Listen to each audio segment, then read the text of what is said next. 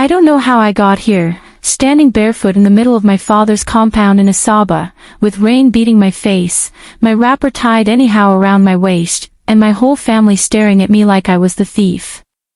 My name is Amara Okonkwo, and I was 32 years old the night I finally understood that sometimes the people who call you blood are the same people holding the knife. Please like, comment, and subscribe if you enjoy emotional Nigerian family stories like this, and tell us where you're watching from in the comments. Your support means a lot and helps us bring more touching stories like this. Growing up, I was never the child my parents celebrated. My younger sister, Chisholm, was the golden one. If she coughed, my mother would run. If I cried, they would tell me, "Amara, you are strong. Manage it." Chisholm was beautiful, light-skinned, soft-spoken, and always dressed like a governor's daughter. Me, I was the serious one. The one sent to market. The one that cooked. The one that paid bills when things became hard. When my father retired from civil service, it was me who started sending money home from Lagos. Every month, I transferred money for food, drugs, NEPA bill, even my brother's school fees. But whenever visitors came, my mother would smile and say, "Our Chisholm is doing well. She is the pride of this family." I would sit there quietly, swallowing the pain like bitter leaf water. Then I met Daniel Ease. Daniel was not noisy rich, but he had class. He owned a small construction company in Abuja and came to Asaba for a project.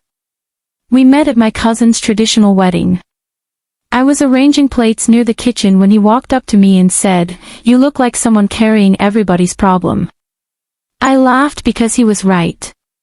From that day, Daniel became my peace.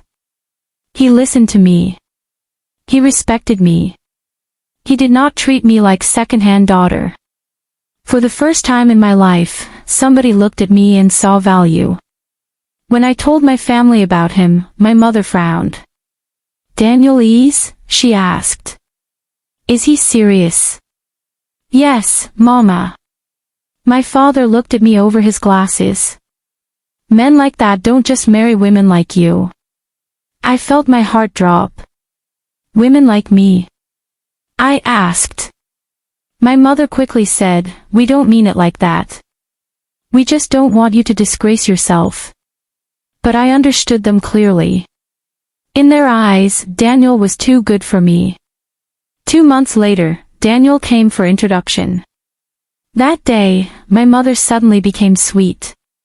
She cooked jollof rice, fried meat, pepper soup, everything. My father wore his best senator. Chisholm dressed like she was the bride, in a tight emerald gown with gold earrings shining from far. When Daniel entered, I saw the way Chisholm looked at him. It was quick, but I saw it. Daniel greeted everyone respectfully. He brought drinks, cola nut, and envelopes.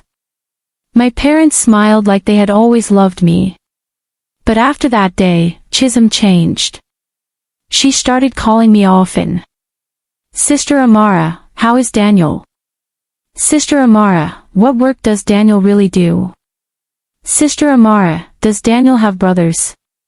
At first, I thought she was just curious. I didn't know she was studying my happiness like exam question. Then one evening, Daniel called me. "Amara," he said slowly, "your sister messaged me." My hand froze. "Chisholm?" "Yes." "What did she say?" Daniel was quiet for a moment. She said she wanted to ask me something about wedding planning. My stomach tightened. Wedding planning? But we have not even fixed date. "I know," Daniel said. "That's why I'm telling you." I laughed it off, but deep inside, fear entered me. A week later, I came home unexpectedly from Lagos. I wanted to surprise my parents and discuss the wedding list. When I entered the compound, I heard voices from the sitting room. My mother was speaking. "Chisholm, you must be smart. Daniel is a good man. Your sister is too hard. Men don't like women like that." My legs stopped moving. Then Chisholm said, "But Mama, he already wants to marry her." My father replied, "Marriage has not happened yet." My chest became tight. My mother added, "If Daniel sees you well, he will know the better option." I stood there, shaking. My own parents. My own sister. They were planning to take the man who loved me. I pushed the door open. Everybody froze. My mother's mouth opened. "Amara." I looked at Chisholm. "So this is what you people are doing?" Chisholm looked away. My father shouted, "Don't raise your voice in my house." I laughed, but tears were already in my eyes. "Your house. The same house I have been paying for." Silence. My mother stood up. "Amara, calm down." "No, Mama. I will not calm down." Chisholm suddenly started crying. "Sister, it's not like that." I turned to her. "Then what is it like?" She wiped her eyes. "Everybody knows Daniel fits me more. You are always angry. Always tired. Always carrying serious face." That sentence broke something in me. I looked at my mother, hoping she would correct her. But Mama only looked down. That night, I left the house in tears. Daniel begged me to breathe. He told me he loved me. He promised me Chisholm meant nothing to him. I believed him. But I didn't know the betrayal had only started. 2 weeks later, Daniel became distant. His calls reduced. His messages became short. When I asked what happened, he said work was stressful. Then one Saturday morning, my auntie sent me a photo on WhatsApp. My heart stopped. It was Daniel and Chisholm sitting together inside a restaurant in Abuja. Chisholm was smiling. Daniel was holding her hand. I stared at the picture until my eyes blurred. That evening, I traveled to Abuja without telling anybody. I reached Daniel's apartment by 9 p.m. His car was outside. My hands were shaking as I knocked. He opened the door. Behind him, I saw Chisholm's handbag on the chair. Daniel's face changed. "Amara." I pushed past him. Chisholm came out from the kitchen wearing one of Daniel's shirts. My whole body went cold. She whispered, "Sister." I looked at Daniel. "Tell me this is not real." Daniel closed his eyes. And in that silence, my world collapsed. I don't think anything prepares you for the moment your heart breaks. Not the movies. Not the stories people tell in church about endurance. Not the elderly women who say, "Be strong, my daughter." Nothing. Because when I saw my younger sister standing inside Daniel's apartment wearing his oversized shirt, I felt something inside me die quietly. I looked from Chisholm to Daniel, waiting for someone to laugh and say it was all a misunderstanding. Nobody laughed. The silence in that apartment was louder than thunder. "Amara," Daniel finally said. I held up my hand. "Don't." My voice sounded strange, even to me. I turned to Chisholm. "How long?" She opened her mouth, then closed it again. "Answer me." Tears filled her eyes immediately. "Sister, please." "How long?" I repeated. Daniel stepped forward. "It's not what you think." I laughed bitterly. "Really? Because my sister is standing in your kitchen wearing your shirt. So please explain what exactly I should be thinking." Chisholm started crying. "I didn't mean for this to happen." That sentence nearly drove me mad. "You didn't mean for what to happen?" I shouted. "Falling into his clothes. Falling into his apartment. Falling into my life." Daniel rubbed his face. "Amara, please sit down." "No." I grabbed my handbag. You know what? I don't even want explanations. I turned to leave. Then Daniel said something that stopped me. If you walk out now, your parents will destroy you. I froze. Slowly, I turned back. What? Daniel looked exhausted. I said your parents will destroy you. I stared at him. What nonsense are you talking about? He looked at Chisholm. She lowered her head. My heartbeat became uneven. Daniel took a deep breath. Please sit down. For some reason, I did. The three of us sat in complete silence. Then Daniel opened a brown envelope lying on the table. He slid photographs toward me. At first, I didn't understand what I was looking at. Then my blood ran cold. It was my mother. Meeting different men. Passing documents. Signing papers. My father standing beside her. There were bank statements. Property agreements. Loan papers. Some of them had my name on them. What is this? I whispered. Daniel's expression hardened. 3 weeks ago, someone approached me. Who? Your father. I stopped breathing. He asked me to postpone our wedding. The room tilted. What?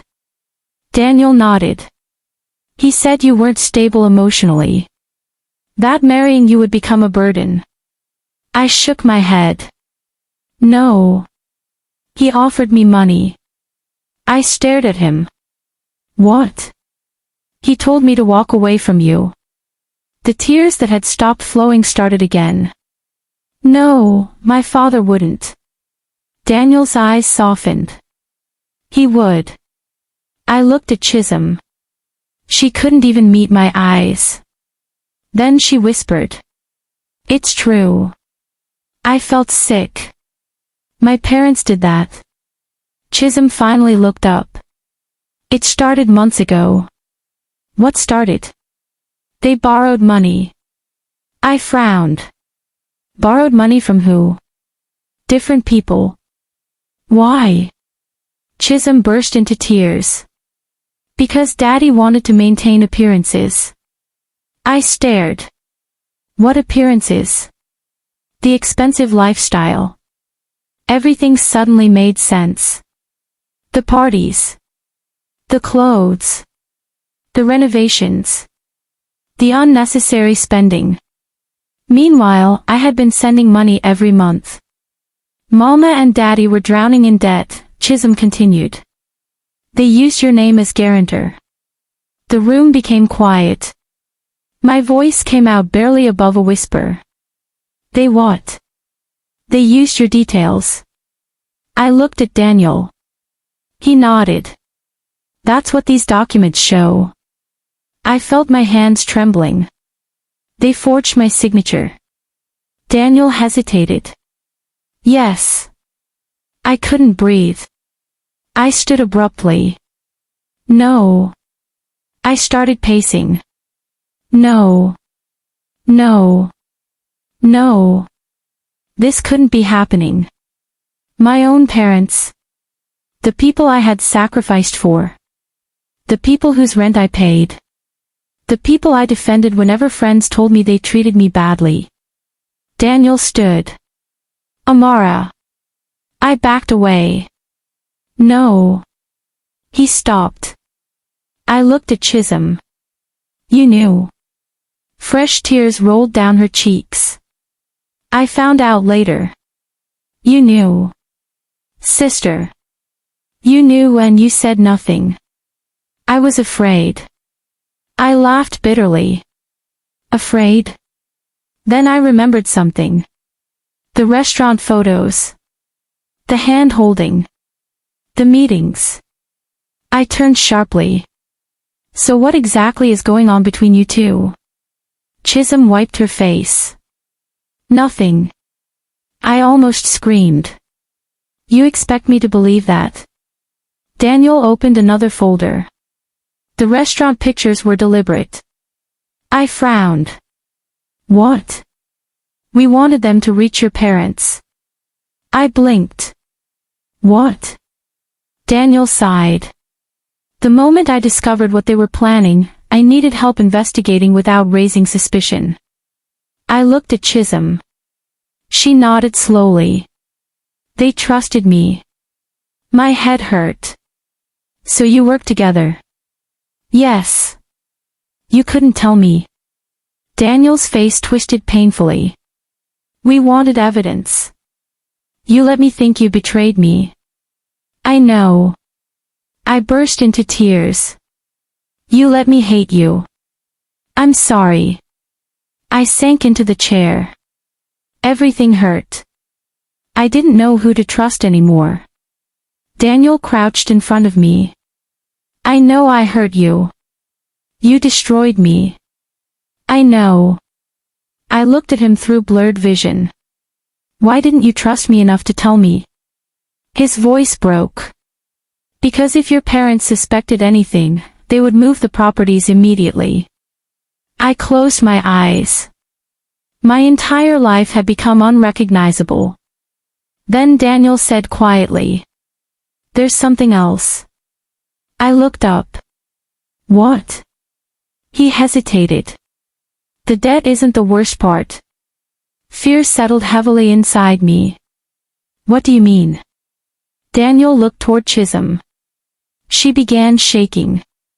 Tell her, he said softly. Chisholm's lips trembled. Mama and Daddy weren't just using your name. I stared. What are you talking about? She started sobbing.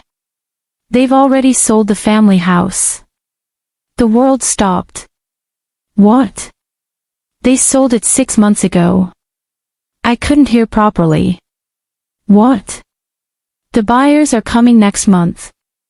I stood. No. Sister.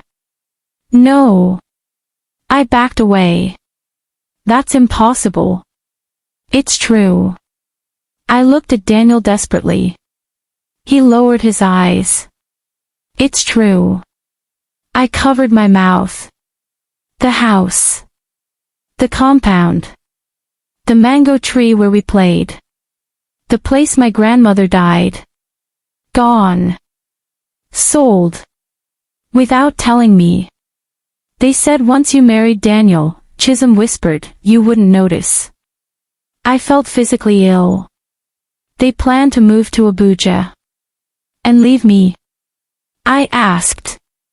Nobody answered. I laughed. A broken, painful sound. Of course. I should have expected it. Then my phone rang. It was Mama. I stared at the screen.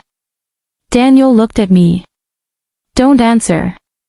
The phone stopped. Then rang again. And again. Finally, a text message entered. Come home immediately. Something terrible has happened to your father. I showed Daniel. His expression darkened. Don't go alone. I looked at him. My father could be dying. Daniel's jaw tightened. Or it could be another trap. I stared at the message. Then another one entered. This time from an unknown number. If you want to know who truly betrayed you, come home tonight. Come alone. My blood turned cold. I slowly lifted my eyes to Daniel. He looked genuinely confused. Chisholm had gone pale. Because for the first time since this nightmare began, none of us knew who had sent the message. And deep inside me, a terrifying realization began to form. Maybe the worst betrayal wasn't from my parents. Maybe it wasn't from Chisholm. Maybe it wasn't even from Daniel. Maybe the person who had been controlling everything was someone none of us had suspected. I stared at the message on my phone until the words began to blur. If you want to know who truly betrayed you, come home tonight. Come alone. My hands were shaking.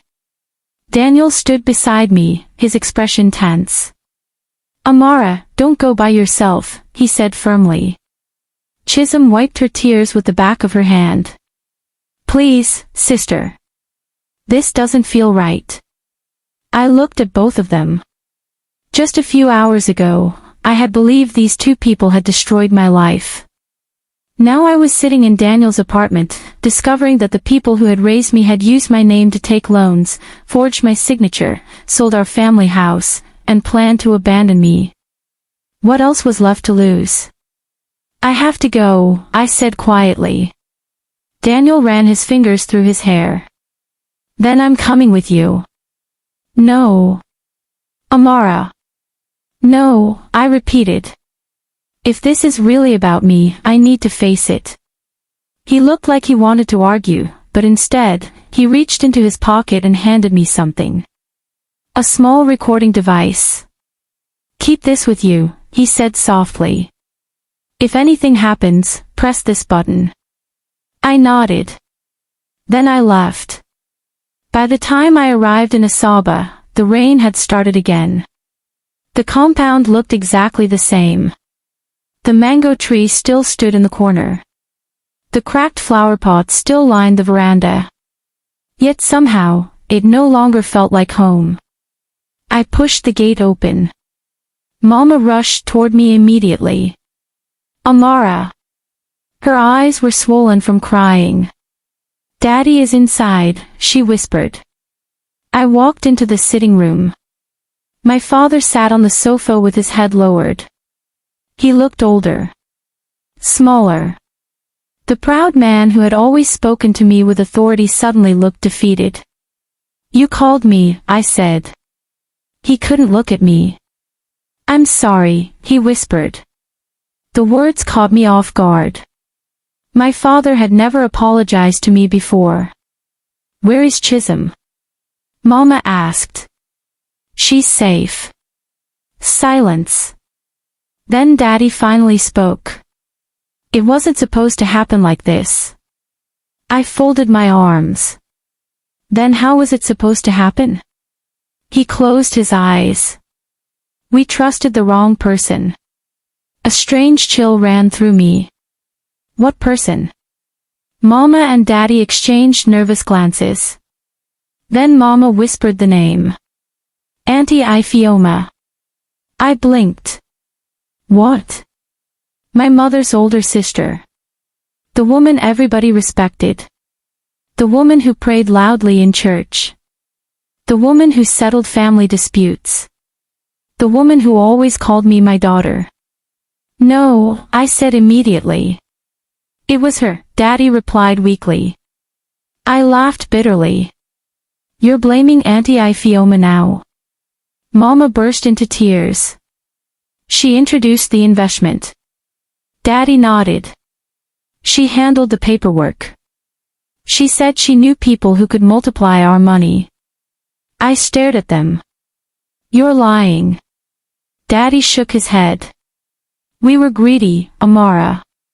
Mama covered her face. And foolish. Then Daddy looked directly at me. But Ifioma planned everything. My phone buzzed. Another message.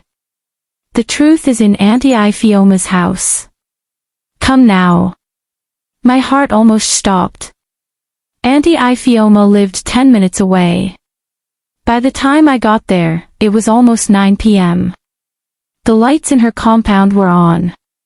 I walked to the front door. Before I could knock, I heard voices.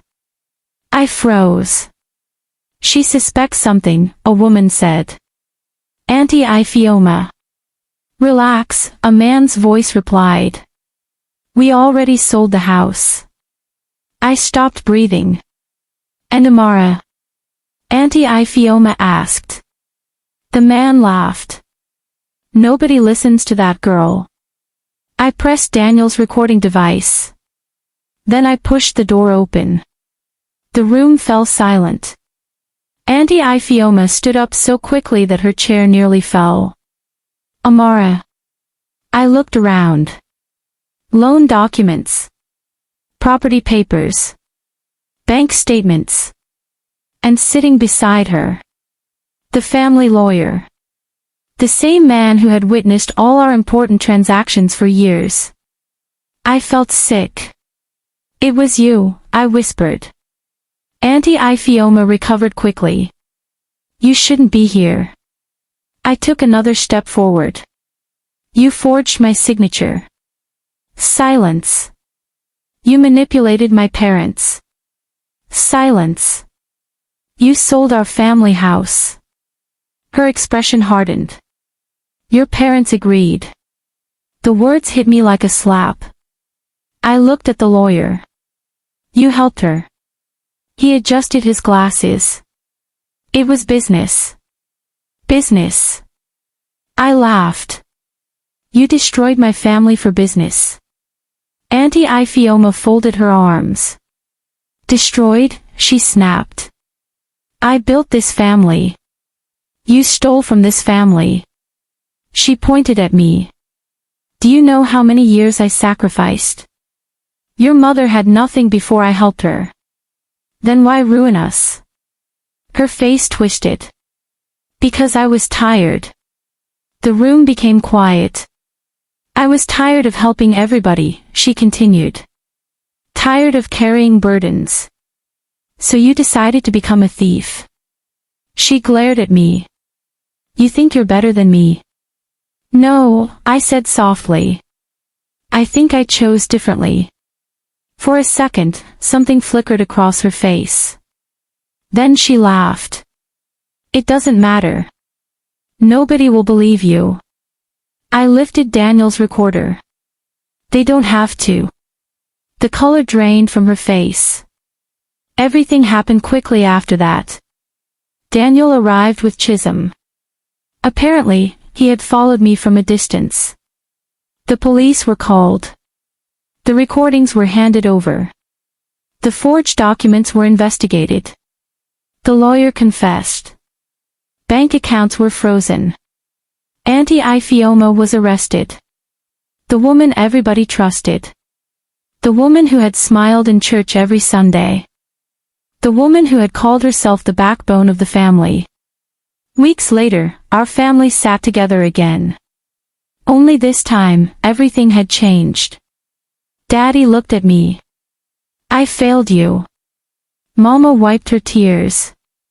We loved you badly. Chisholm held my hand. I'm sorry for choosing silence.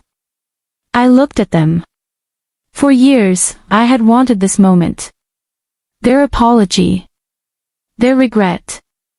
Their acknowledgement. Yet somehow, it didn't erase the little girl who had spent her whole life trying to earn love. I forgive you, I said quietly.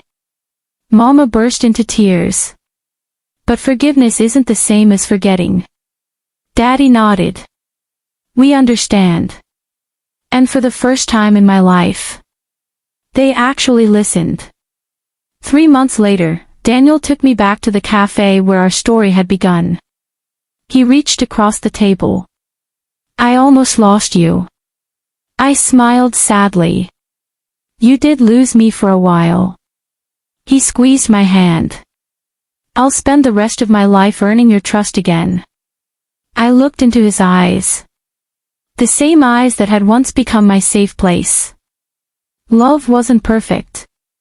Neither were people. But sometimes, love wasn't about finding someone who never made mistakes. Sometimes, it was about finding someone willing to repair what had been broken. Okay, I whispered. Daniel's eyes widened. Okay. I smiled through my tears. Okay. He laughed and pulled a small velvet box from his pocket. Then let's do this properly. My mouth fell open. Amara Okonkwo, he said, his voice shaking, will you marry me? Tears rolled down my face. All those years of being overlooked. Compared. Ignored. Made to feel less than. And yet, here I was. Not because somebody finally decided I was enough. But because I had finally realized I always was. Yes, I whispered.